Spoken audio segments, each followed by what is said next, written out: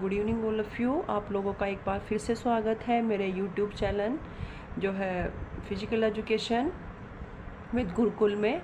आज हमने कोशिका कंप्लीट कर ली है। आज हम दूसरा टॉपिक लेके आए हैं जिसका नाम है टिशू। टिशू में से जो है एक दो क्वेश्चन हर एग्ज़ाम में पूछे जाते हैं। जो है मैं टिशू के कुछ ऐसे क्वेश्चन लेके आई हूँ जो आपके लिए बहुत ही हेल्पफुल होंगे, आपकी बहुत मदद करेंगे। देखो बच्चों, मैं इस तरीके से जो है आपको पढ़ाऊँगी, क्वेश्चन लेके आऊँगी। आपको ये नहीं सोचना है कि बहुत ज़्यादा मैडम जो है डीप में जा रही हैं, बहुत ज़्यादा डीप पढ़ा रही हैं। मैं इस तरह का कंटेंट आप लोगों के सामने लेके आऊँगी जिससे सब कुछ आपको यही मिले। इसको पढ़ने के बाद में आपको कहीं जाने की कोई ज़रूरत नहीं है, क्योंकि जो है मैं देखती हूँ, मैंने खुद भी यही किया है। अब इस किताब से पढ़ा, अब उस किताब से पढ़ा, थोड़ा उससे, तो इन सब में बहुत ज़्यादा टाइम हमारा जो है ख़राब हो जाता है, बहुत वेस्ट होता है। हम जितने टाइम में बहुत ज़्यादा जो है मेमोरी अपने लिए स्टोर कर सकते थे वो नहीं होती। तो मैं सब बिग बुकों का निचोड़ अच्छे से अच्छे क्वेश्चन जो हैं आपके सामने में लेके आ रही हूँ। तो चलिए शुरू करते हैं। टिशू समान रचना व समान कार्य करने वाले कोशिकाओं के समूह को क्या कहा जाता है? टिशू। टिशू में जो है अलग अलग प्रकार के टिशू होते हैं, लेकिन वो जो समान रचना के जो टिशू है वो एक कार्य करेंगे, समान रचना के टिशू जो है वो दूसरा कार्य करेंगे। तो समान रचना, जैसे ब्लड क्या है हमारी बॉडी में? एक टिशू है। मांसपेशी टिशू क्या है? एक मांसपेशी, जो है हमारी मांसपेशी के टिश्यूज़ होते हैं वो हमारी मांसपेशी के टिशू हैं। ऐसा नहीं है, ब्लड भी टिशू है और हमारी मांसपेशियाँ भी जो है टिशू हैं। ये मैं आपको एग्जाम्पल के लिए सिर्फ जो है आपको एक्सप्लेन करने के लिए सिर्फ बता रही हूँ कि ब्लड भी टिशू है और हमारा मसल्स टिशू भी टिशू है। लेकिन इन दोनों में क्या है? कोशिकाओं की संरचना अलग अलग प्रकार की है। एक समान समूह वाली कोशिकाएं अलग कार्य करेंगी, दूसरे समान समूह वाली कोशिकाएं जो है अलग कार्य करेंगी। तो समान रचना, जिनकी रचना समान है वो सब कोशिकाएं एक ही कार्य करेंगी। तो समान रचना तथा समान कार्य करने वाली कोशिकाओं के समूह को क्या कहा जाता है? टिशू। इन्हीं टिशू से मिलके हमारी सारी बॉडी का निर्माण होता है। अगला क्वेश्चन देख लेते हैं। टिशू कितने प्रकार के होते हैं? टिशू के कितने टाइप्स होते हैं? तो नंबर 1 इज एपिथेलियल टिशू, दूसरा संयोजी टिशू या कनेक्टिव टिशू, थर्ड वन मांसपेशीय टिशू, इसे हम मस्कुलर टिशू भी कहते हैं, फोर्थ तंत्रिका टिशू, नर्वस टिशू। अब हम एक एक करके इनके बारे में डिटेल, इसके अंदर से जितने भी क्वेश्चन बनेंगे वो सब मैं आपसे जो है आज जो है डिस्कस करने वाली हूँ। तो चलिए आगे शुरू करते हैं। एपिथेलियल टिशू कितने प्रकार के होते हैं? वैसे तो एपिथेलियल टिशू के बहुत सारे प्रकार होते हैं, लेकिन उसकी बनावट के आधार पर उनको जो है उसमें जो मतलब जो फंक्शन अंदर काम करता है उसके आधार पर इन्हें दो भागों में बांटा गया है, साधारण एपिथेलियल और दूसरा जटिल एपिथेलियल। अगर जो है आपसे पूछा जाता है, अगर 2 ऑप्शन में आता है तो आप 2 लगाओगे, अगर जो है 5, 7 इस तरीके से आता है तो आप जो है क्या लगाओगे? 7 लगाओगे। मैं 2 और आगे मैं आपको पढ़ाऊंगी एपिथेलियल टिशू के जो पार्ट हैं उसमें 7 पार्ट आते हैं। लेकिन ऐसा नहीं होना चाहिए कि अगर आपसे जो है अगर दो की तरह उनकी बनावट के आधार पर अगर आपसे पूछ रहा है कि वो कितने प्रकार के होते हैं और आप वहाँ 7 ढूंढने लगो तो फिर आप कंफ्यूजन हो जाओगे, आपका क्वेश्चन गलत हो जाएगा। इसलिए मैं हर तरीके से क्वेश्चन आपके सामने जो है डिस्कस करूँगी। तो इसको हम कितने प्रकार के लिखेंगे? साधारण epithelial, simple epithelial, second is जटिल एपिथेलियल, कंपाउंड एपिथेलियल। अगला क्वेश्चन देख लेते हैं। एपिथेलियल टिशू को किस नाम से जाना जाता है? तो एपिथेलियल टिश्यू को किस नाम से जाना जाता है? आदर्शात्मक और सुरक्षात्मक स्थिति, क्योंकि यह है हमारे शरीर में एक आदर्शात्मक स्थिति जो है उत्पन्न करता है, हमारे सभी अंगों की सुरक्षा करता है, इसलिए इसको आदर्शात्मक और सुरक्षात्मक टिश्यू कहा जाता है। एपिथेलियल टिश्यू के क्या कार्य होते हैं? Good evening all of you. आप सभी का स्वागत है मेरे YouTube channel selection for PhD teacher. मैं आपसे जो है हमने पहले जो है टॉपिक में हमने सेल डिस्कस करी थी। मुझे लगता है कुछ सेल में कंटेंट रह गया है, उसको हम दोबारा से जो है रिवाइज़ कर लेंगे। जो सेटिस्फेक्शन मतलब मुझे मिलना चाहिए था सेल को पढ़ाने के बाद, वो मुझे नहीं मिला है। मुझे लगता है कि मैं उसको और अच्छा कर सकती हूँ और अच्छा पढ़ा सकती हूँ, तो मैं उसको जो है एक बार फिर से आपके सामने दोबारा से नेक्स्ट वीडियो में लेके आऊँगी। लेकिन आज हम जो है टिश्यू के बारे में पढ़ेंगे और हम 1 से 2 दिन में या 3 दिन में हो सकता है हम इसको टिश्यू को कंप्लीट कर लें।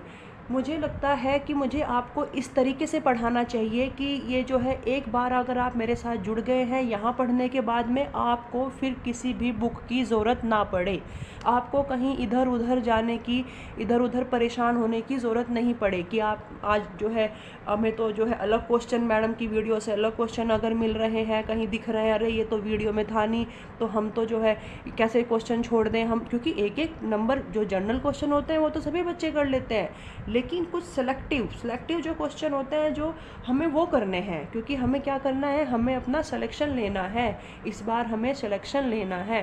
2024 आने वाला है, आप सभी जानते हैं। तो इस बार पूरी पॉसिबिलिटी है कि 2023 में आपका एग्ज़ाम हो जाए यूपी टीजीटी और यूपी पीजीटी का। तो मैं टीजीटी और पीजीटी दोनों बच्चों के लिए जो है इस तरह से क्वेश्चन जो है सेट करके लाई हूँ आपके सामने आज, कि आपको इससे बाहर क्वेश्चन और नहीं मिलेंगे।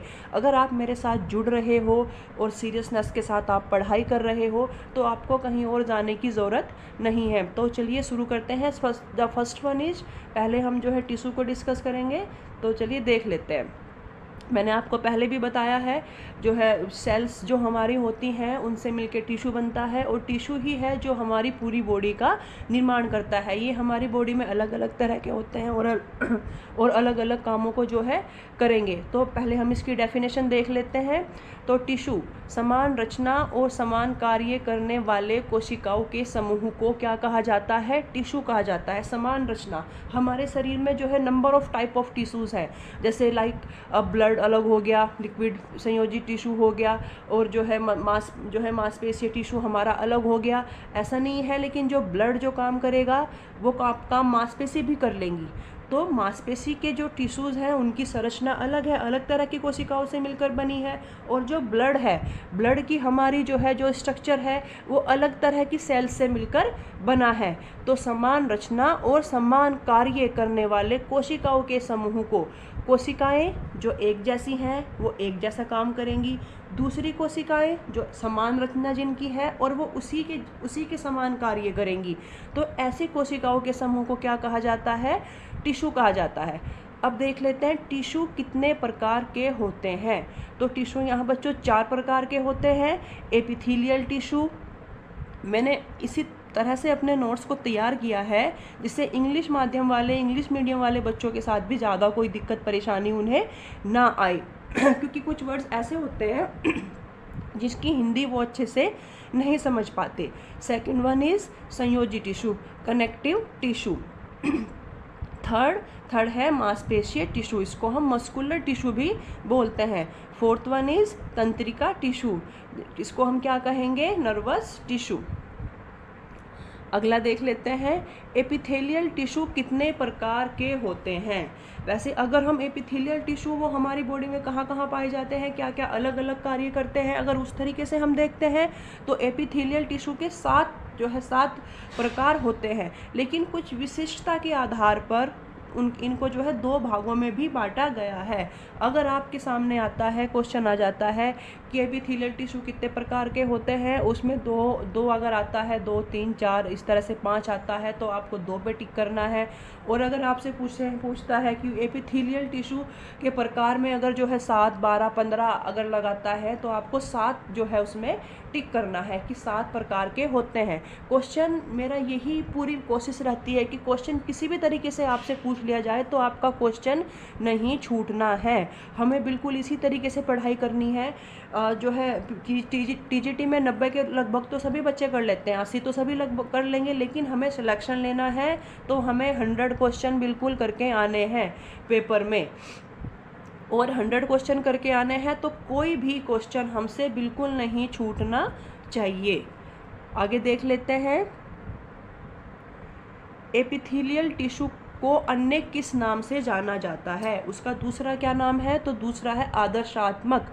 इसकी टिश्यू की स्थिति शरीर में ऐसी है कि ये हमारे सामने एक आइडल प्रस्तुत करता है, इसलिए इस टिश्यू को हम आदर्शात्मक, यह हमारे अंगों पे एक परतों के रूप में होता है और हमारे अंगों को सुरक्षा प्रदान करता है, इसलिए इसको क्या कहा जाएगा? सुरक्षात्मक टिश्यू भी कहा जाता है।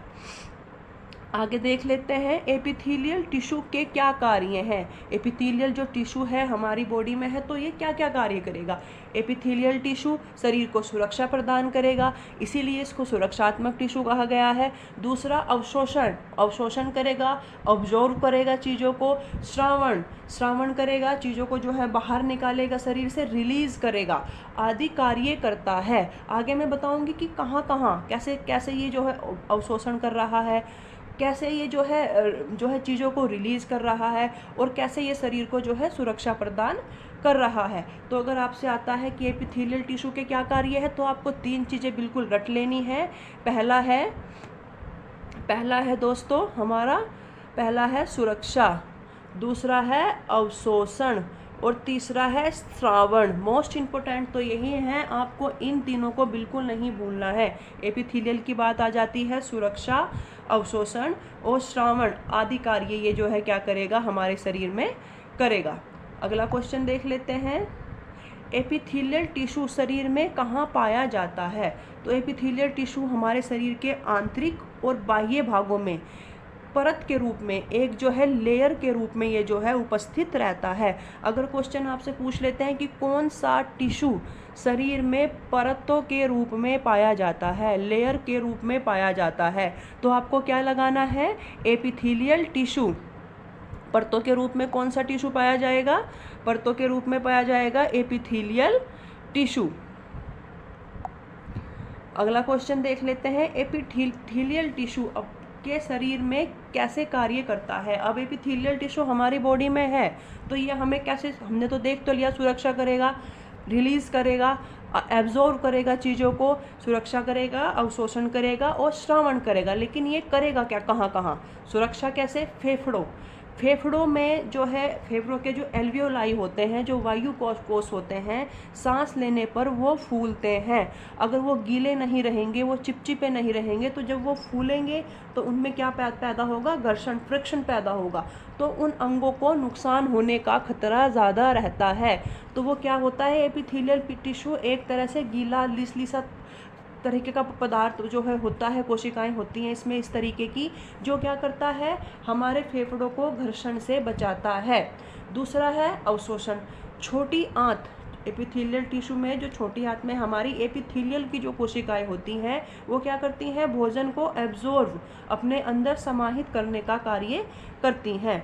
तीसरा हो गया श्रावण मतलब क्या है? रिलीज करना। श्वास नली, जो हमारी ट्रैकिया होती है, इसमें ये एक म्यूकस नाम का एक जो है पदार्थ होता है, उसको छोड़ती हैं। इससे क्या होता है? हमारी श्वास नली जो है गीली रहती है। तो जो हम सांस लेते हैं, सांस के साथ धूल के कण और अंदर हानिकारक बैक्टीरिया अगर हमारे गले में चला जाता है, तो वो वहीं पे जो है चिपक जाता है, हमारे फेफड़ों तक अंदर नहीं पहुंच पाता और कुछ टाइम बाद वो वहीं पे डेड हो जाता है। तो इससे क्या होता है? हमारे अंगों की सुरक्षा होती है। मैंने पहले पढ़ाया था आपको, जो है सुरक्षा करता है, तो फ्रिक्शन आ गया, घर्षण कर, ऑब्जर्व कहाँ पे करेगा? छोटी आंत में। श्रावण कहाँ पे करेगा? जो है श्रावण करेगा ट्रैकिया में, ग्रास नली में। अब देख लेते हैं कि म्यूकस, अगर पूछा जाता है आपसे कि म्यूकस किस टिश्यू से निकलता है, तो म्यूकस के लिए आप क्या लगाओगे? Epithelial tissue. पूछा जाता है कि एपिथेलियल टिश्यू से कौन सा पदार्थ निकलता है, तो आप क्या लगाओगे? म्यूकस। ये 2 से 3 बार जो है एग्जाम में आपके पूछा गया है, मैंने खुद जब एग्जाम दिए हैं तो इस तरह के क्वेश्चन उसमें थे। आगे देख लेते हैं, आगे है एपिथेलियल टिश्यू शरीर के भार का कितना प्रतिशत बनाता है? जो हमारा बॉडी वेट है उसमें कितना प्रतिशत जो है एपिथेलियल टिश्यू का रहेगा? तो एपिथेलियल टिश्यू का कितना प्रतिशत रहता है? एपिथेलियल टिश्यू का रहेगा 10%। अगला क्वेश्चन, एपिथेलियल टिश्यू में किसका अभाव होता है? तो एपिथेलियल टिश्यू में जो है आरबीसी जो है वो नहीं पाई जाती हैं। एपिथेलियल टिश्यू में आरबीसी का अभाव होता है। अब देख लेते हैं, अब हम डिटेल में इसको पढ़ेंगे कि एपिथेलियल टिश्यू जो हमारी बॉडी में अलग अलग है उसको किस किस नामों से जाना जाता है और कैसे कैसे वो हमारे शरीर को सुरक्षा, श्रावण और अब जो है हार्मोन्स रिलीज करने का काम वो किस तरह से कर रहा है। तो पहला है सल्की उपकला, इसको हम कहेंगे क्यूमस एपिथेलियल। दूसरा है घनाकार उपकला, क्यूबिक एपिथेलियल। तीसरा है स्तंभकार उपकला।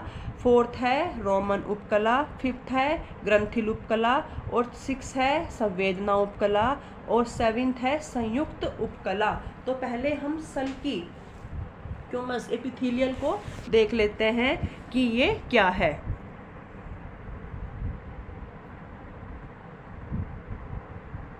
तो चलिए देख लेते हैं सल्की उपकला ऊतक क्या होता है, क्यूमस एपिथेलियल टिश्यू क्या होता है। यह फर्श की टाइलों जैसा, मतलब जो इसका आकार होता है, चौड़ा, चपटा और 8 कोणों वाला होता है। जहाँ जहाँ भी इसकी संरचना, जहाँ जहाँ भी जो है आपको चौड़े चपटे टिश्यू, 8 कोणों वाले टिश्यू दिखेंगे, इसका मतलब वो क्या है, सल्की उपकला टिश्यू है। क्यूमस उपकला टिश्यू को किस नाम से जाना जाता है? तो क्यूमस उपकला टिश्यू को हम क्या कहेंगे, दूसरा क्या नाम है उसका, पेवमेंट टिश्यू। अगर आपको क्वेश्चन आ जाता है कि पेवमेंट टिश्यू को किस नाम से जाना जाता है, तो आपको क्या आंसर लगाना है, सल्की या क्यूमस एपिथेलियल टिश्यू। अब देख लेते हैं ये हमारे शरीर में कहाँ कहाँ पाया जाता है। तो सल्की उपकला टिश्यू देख लेते हैं हम पहले। ये फेफड़ों के वायु कोशों, एल्वियोलाइज में, फेफड़ों के वायु कोशों में ये जो है पाया जाएगा। दूसरा रक्त वाहिकाओं की भित्तियों में पाया जाएगा। जो ब्लड वेसल्स हैं उनके अंदर भी कौन सा ऊतक पाया जाएगा, कौन सा टिश्यू पाया जाएगा, सल्की उपकला। मुंह के भीतरी इंटरनल सतह पर कौन सा टिश्यू पाया जाएगा, सल्की उपकला। ग्रास नली, आइसोफोगस में कौन सा टिश्यू पाया जाएगा, सल्की उपकला।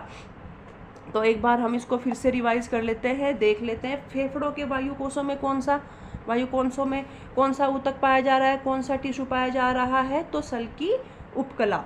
रक्त वाहिकाओं, जो हमारी ब्लड वेसल्स हैं, तो उसके अंदर कौन सा टिश्यू पाया जा रहा है, उनकी भित्तियों में कौन सा टिश्यू पाया जा रहा है, रक्त वाहिकाओं की, कौन सा, सल्की एपिथेलियल टिश्यू। मुंह के अंदर की सतह पर कौन सा टिश्यू पाया जा रहा है, तो मुंह की अंदर की सतह पर जो है सल्की उपकला टिश्यू पाया जाएगा।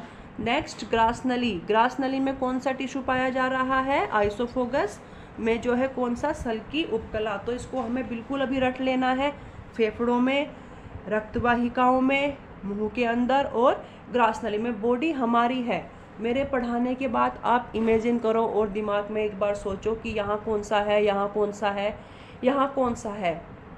हमें क्वेश्चनों की अपनी जो है बार बार सोच के उसको क्या करना है, मेमोरी बनानी है। अगर एक बार किसी चीज़ की मेमोरी हमारे दिमाग में बन गई तो उसको यकीन मानिए आप कभी नहीं भूल सकते। और ये तो सारी प्रैक्टिकल चीज़ें हैं, बॉडी हमारी है तो हमें देखना है कि जैसे जैसे मैं आपको बताती जाती हूँ, पढ़ाती जाती हूँ, तो आप तुरंत इमेजिन किया करो कि ये चीज़ हमारी बॉडी में कहाँ एग्जिस्ट करती है, कहाँ ये चीज़ हमारी बॉडी में है। तो ऐसे आपको याद करने में बहुत आसानी हो जाएगी। चलो अगला क्वेश्चन देख लेते हैं। अगला क्वेश्चन, चलिए अब अगला देख लेते हैं। अगला है घनाकार ऊतक किसको कहते हैं, मतलब क्यूबिक। ये क्यूबिक की फॉर्म में होता है, इसकी जो स्ट्रक्चर होता है वो क्यूब की तरह होगा। क्यूबिक टिश्यू किसे कहते हैं, तो इसकी आकृति कैसी होती है, ये घन की तरह की होती है, तो इसलिए इसको क्या कहा जाता है, घनाकार टिश्यू। क्यूब की तरह इसकी जो है स्ट्रक्चर होता है, इसलिए इसको क्या कहेंगे, क्यूबिक टिश्यू। अब यह बॉडी में देख लेते हैं हम कहाँ कहाँ पाया जाता है। तो क्यूबिक टिश्यू देख लेते हैं हम बॉडी में जो है कहाँ कहाँ पाया जाएगा। तो ये जो है सूक्ष्म श्वास नलिकाओं में क्या होगा, ये पाया जाएगा। सूक्ष्म श्वास नलिकाओं में ये पाया जाएगा। माइक्रो रेस्पिरेटरी ट्यूब में क्या है, कौन सा जो है टिश्यू पाया जाएगा? घनाकार टिश्यू। दूसरा है जो हमारी लार ग्रंथियां होती हैं, लार ग्रंथियों में पाया जाएगा। जो हमारी सल्वाइरी ग्लैंड होती हैं उनमें पाया जाएगा। तीसरा जो है गुर्दे की नलिकाओं में। जो हमारी किडनी है, किडनी की जो ट्यूब है उसमें जो है किस प्रकार का टिश्यू पाया जाएगा? Cubic tissue. तो फिर से दोबारा रिवाइज कर लेते हैं, अपनी बॉडी पे लेके चलना है। सूक्ष्म नलिकाएं, जो हमारी सांस की जो छोटी छोटी नलिकाएं हैं उनमें पाया जाएगा। लार ग्रंथि सल्वाइरा ग्लैंड जो हमारी है उनमें पाया जाएगा। गुर्दे की नलिकाओं में जो हमारी किडनी है, किडनी ट्यूब में भी कौन सा जो है टिश्यू पाया जाएगा? क्यूबिक टिश्यू, घनाकार टिश्यू। अगला क्वेश्चन देख लेते हैं। स्तंभकार ऊतक किसको कहते हैं? स्तंभ, जैसे स्तंभ को आपको पता ही होगा, खंबे की तरह की संरचना। तो खंबे की जैसी संरचना को क्या कहेंगे हम? स्तंभकार जो है टिश्यू कहेंगे। स्तंभकार टिश्यू बॉडी में कहाँ पाया जाता है? तो स्तंभकार टिश्यू को देख लेते हैं। यह हमारी बॉडी में कहाँ पाया जाएगा? ये पाया जाएगा आहार नाल, एलिमेंट्री कैनल में। क्या पाया जाएगा? कौन सा टिश्यू पाया जाएगा? जो है स्तंभकार टिश्यू। दूसरा अमाशय, हमारी अमाशय में स्टमक में पाया जाएगा। थर्ड वन इज पित्ताशय, पित्ताशय मतलब गॉल ब्लैडर में पाया जाएगा। फोर्थ है हमारी जो है आंतों के अंदर, जो है हमारी आंतों का निर्माण किस तरह की कोशिकाओं से होगा? किस तरह की कोशिकाओं के समूह जो ऊतक बनाएंगे उनसे होगा? स्तंभकार ऊतक। तो जो है इसको कहाँ देखना है? आहार नाल, अमाशय, पित्ताशय और आंतों में, alimentary canal, stomach, gall bladder और हमारी आंतों में किस तरह का जो है टिश्यू पाया जाएगा? स्तंभकार टिश्यू।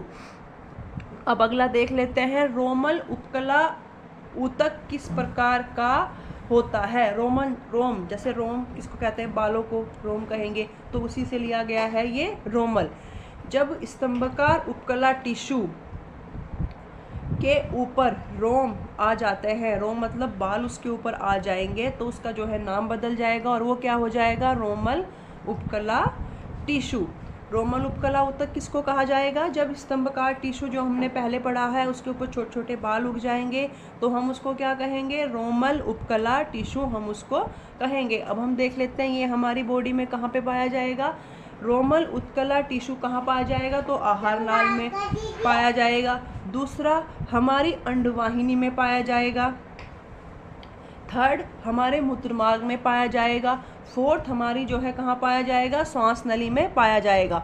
तो कहाँ पाया जाएगा इंग्लिश वाले स्टूडेंट के लिए? एलिमेंट्री कैनल में पाया जाएगा, ब्लड सेल में पाया जाएगा, यूरिनरी ट्रैक में पाया जाएगा और हमारी ट्रैकिया में पाया जाएगा, जिससे विषाणु और तरह तरह के बैक्टीरिया हमारे अंदर जो है बॉडी में प्रवेश ना कर सके। वो इन्हीं रोमों पे चिपक के वहीं रह जाते हैं बाहर और वहीं पे वो जो है डेड हो जाते हैं। अगला क्वेश्चन देख लेते हैं। कौन सी ग्रंथि से सेबम रस का श्रावण करती है? तो कौन सी ग्रंथि है जो सेबम जूस जो है रिलीज करती है? तो सेबम सिस ग्रंथि, सेबम सिस ग्लैंड है, वो क्या करेगी? जो है सेबम रस का जो है उसको रिलीज करेगी। इससे क्या होगा? इससे हमारी स्किन जो है वो कैसी बनी रहेगी? मुलायम बनी रहेगी। तो क्वेश्चन पूछ लेता है कि कौन सी ग्रंथि है जो सेबम रस का श्रावण करती है? तो कौन सी ग्रंथि आप लिखोगे? सेबम सिस ग्रंथि, सेबम सिस ग्लैंड क्या करेगी? सेबम रस का श्रावण करेगी। इससे हमारी स्किन क्या होगी? इससे हमारी स्किन क्या होगी? जो है मुलायम रहेगी। क्वेश्चन ऐसे भी पूछ लेगा आपसे, हमारी स्किन मुलायम किसके रिलीज होने से बनी रहती है? कौन से रस के रिलीज होने से बनी रहती है? तो उसमें आपको आंसर क्या देना है? उसमें आप आंसर दोगे सेबम। अगला देख लेते हैं। संवेदन उपकला किस प्रकार का होता है? संवेदन इसकला टिश्यू मतलब सेंसिटिव एपिथेलियल टिश्यू किस प्रकार का होता है? ऐसे टिश्यू जिसमें एक किनारे पर टिश्यू का समूह है, उसके जो है साइड में संवेदना ग्रहण करने वाले टिश्यू पाए जाते हैं। एक टिश्यू है, उसकी साइड में कुछ ऐसे टिश्यू हैं जो है सेंसिटिव हैं, जो है सेंसिटिवनेस को फील करते हैं। उससे संवेदना उपकला सेंसिटिव टिश्यू जो है क्या करा जाएगा? कहा जाएगा। अब देख लेते हैं ये हमारी बॉडी में कहाँ कहाँ पाया जाता है। तो संवेदना उपकला टिश्यू कहाँ पाए जाते हैं?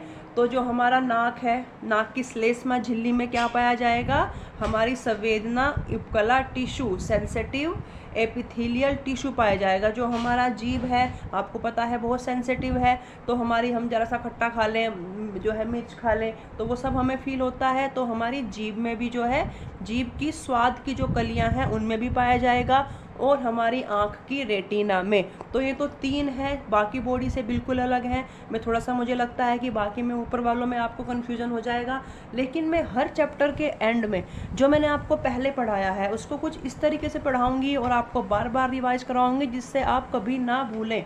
अगर आप वीडियो ही दिन में 2 से 3 बार अगर देख लेते हैं, 2 ही बार, मतलब अगर आप आधा घंटा अपने लिए निकाल लेते हैं, तो यही आपके एग्ज़ाम के पॉइंट ऑफ व्यू से बहुत बढ़िया होने वाला है। तो ये तो अलग तरह की एक संरचना है, आप बिल्कुल नहीं भूलने वाले हो। अपने नाक पे फोकस करना है, कौन सा टिश्यू पाया जा रहा है, संवेदन उपकला। जीभ कौन सा टिश्यू, संवेदन उपकला। आँख की रेटिना में कौन सा, संवेदन उपकला। कभी आँख में कुछ मिर्च लग जाए, नमक लग जाए तो उससे थोड़ी सी जलन होती है ना, तो वहाँ कौन सा टिश्यू है, संवेदन उपकला। जीभ में आपको हर तरह का जो है सेंसिटिवनेस आप वहाँ महसूस करते हो, तो कौन सा टिश्यू है, संवेदन उपकला। नाक की झिल्ली, नाक में भी कई बार जो है मिर्च लग जाती है, कुछ ऐसा चला जाता है तो वहाँ पे मतलब फील होता है, तो वहाँ पे कौन सा टिश्यू होगा, संवेदन उपकला। अब एक क्वेश्चन देख लेते हैं हम, संयुक्त उपकला टिश्यू किस प्रकार के होते हैं। जब स्किन, ये बहुत ज़्यादा इम्पोर्टेंट नहीं है, लेकिन एक भी क्वेश्चन आपका मुझे जो क्या है नहीं छोड़ना है। तो ये किस तरह के होते हैं, जब स्किन अपनी जगह से हट जाती है या वहीं पे जो है क्या हो जाती है, डेड हो जाती है, तो उसको क्या कहेंगे हम, संयुक्त उपकला टिश्यू कहेंगे।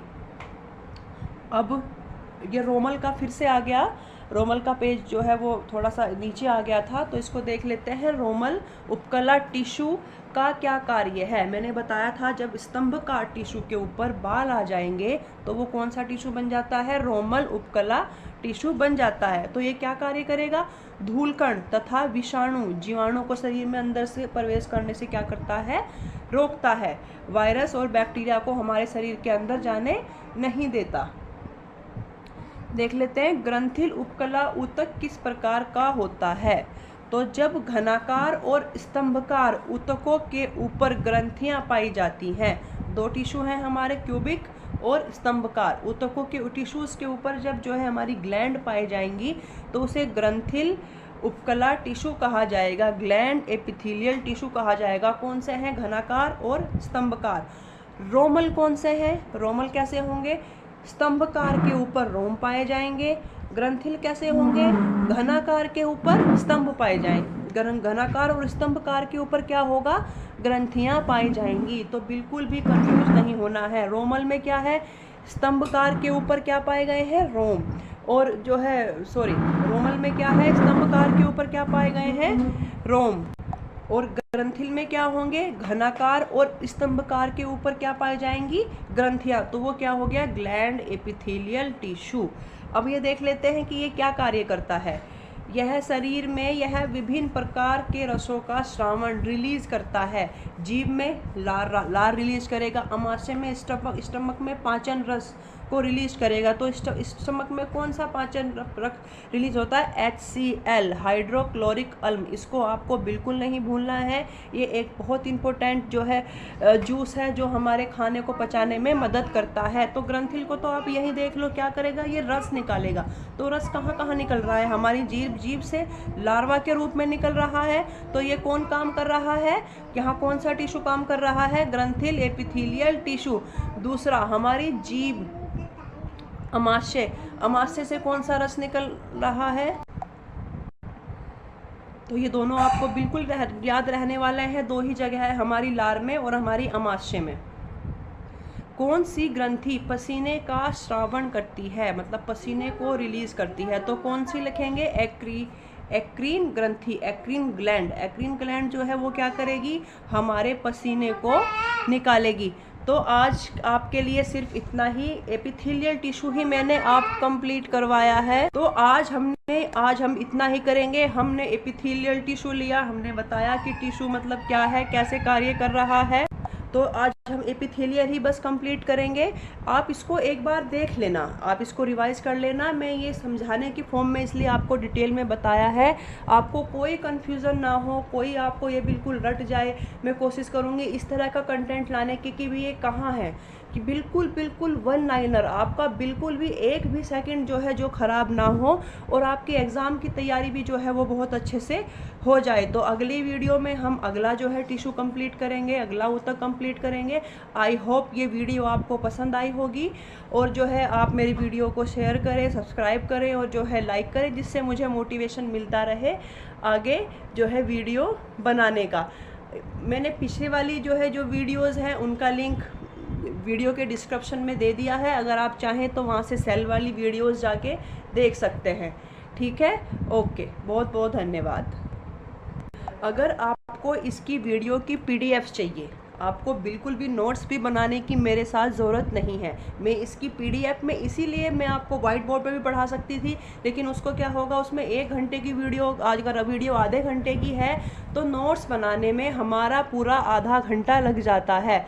और बच्चों देखो, अगर जो किताबें जो मतलब जो मेरा अपना पर्सनल एक्सपीरियंस है, अगर कोई बात किताब में लिखी है तो वो हमें जो है याद करने में हो जाता है थोड़ा टाइम लगता है, लेकिन अगर जो बात, इसीलिए मैं इसको नोट्स की फॉर्म में लेके आई हूँ, क्योंकि जो है बुकें तो लगभग पढ़ी होती है लेकिन उसको हम फिर भूल जाते हैं, तो नोट्स की फॉर्म में ये आपको जल्दी याद हो जाएगा। और इसके डिस्क्रिप्शन में मैं इसकी PDF आपको डाल दूँगी, और जिससे आपका बिल्कुल टाइम वेस्ट नहीं हो, और आप जो है एग्ज़ाम के टाइम में उसकी PDF निकलवा के आप इसको आराम से जो है पढ़ सके। ठीक है, आपका बहुत बहुत धन्यवाद मेरे साथ जुड़ने के लिए, मेरी वीडियो को देखने के लिए आपका बहुत बहुत शुक्रिया। नमस्कार।